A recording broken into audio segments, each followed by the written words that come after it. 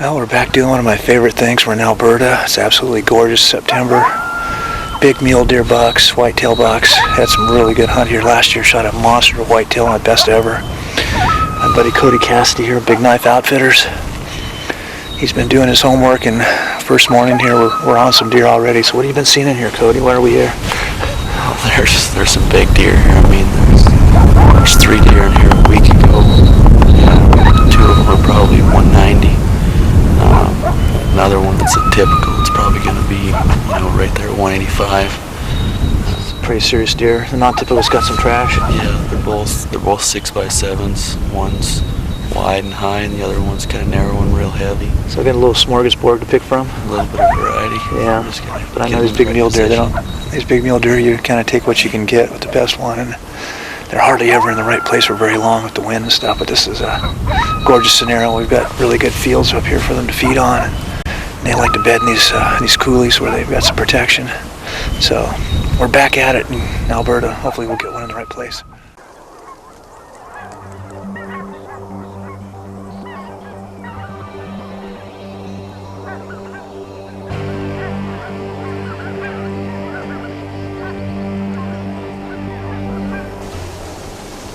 We've got that massive typical buck out here in the wheat that we spotted yesterday.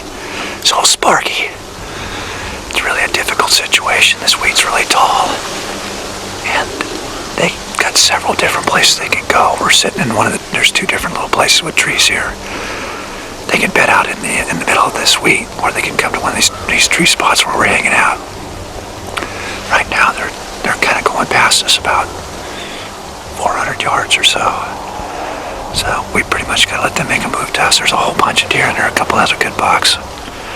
We're just gotta hope the cars, come our way, and then make a move when we get the chance.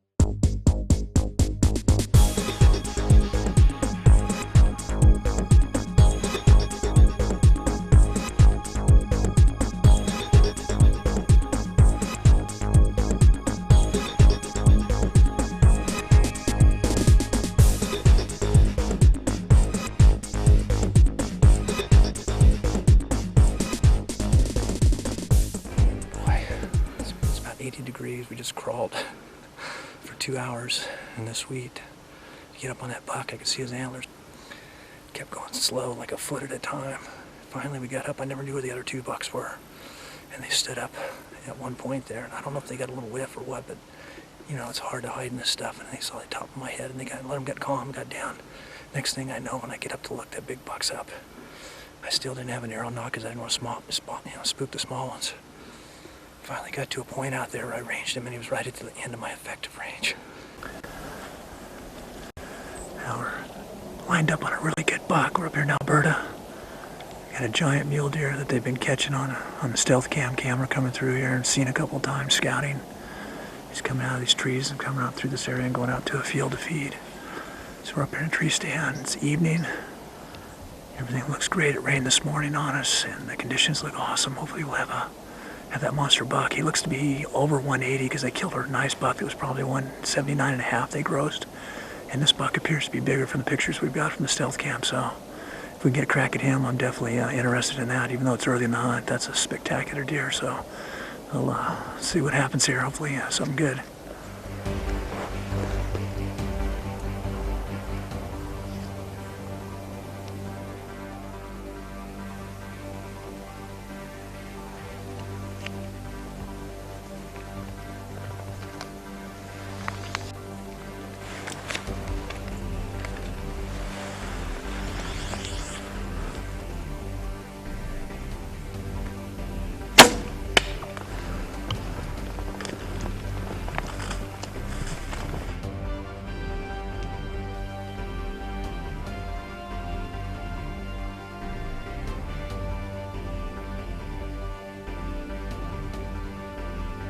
Man, what a great old gnarly buck.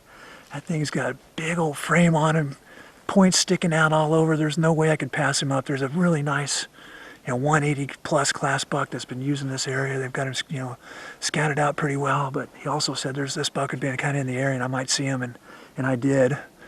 He looks like a 300-pound class deer. He was just barely popping. He got over the edge of the trees there and danced around and fell over.